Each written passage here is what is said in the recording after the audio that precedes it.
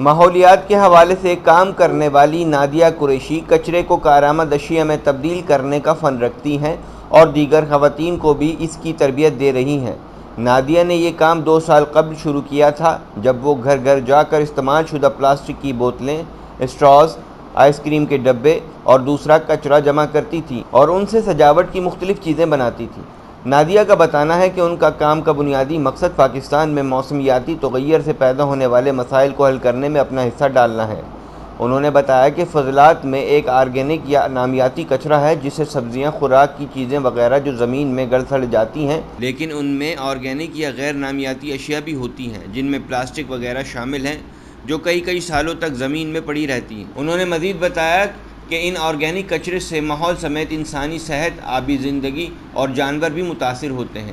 Nadia اب گھروں میں استعمال شدہ بوتلیں، ڈبے، کاغذ، چمچ اور دیگر چیزیں اکٹھا کر کے ان سے گلدان، سجاوٹی بوتلیں، گفٹ پیک، لفافے اور دوسری چیزیں بناتی ہیں۔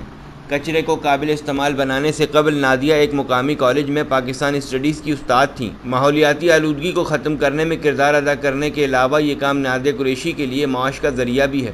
وہ فیس بک اور انسٹاگرام کے ذریعے آرڈرز وصول کرنے کے علاوہ فون اور بالمشافہ بھی بکنگز لیتی ہیں۔ نادیہ قریشی نے بتایا کہ وہ ایک طرف ماحولیاتی آلودگی کو کم کرنے میں اپنا حصہ ڈال رہی ہیں، تو دوسری جانب یہ ان کے لیے کمائی کا بھی ایک اچھا ذریعہ ہے۔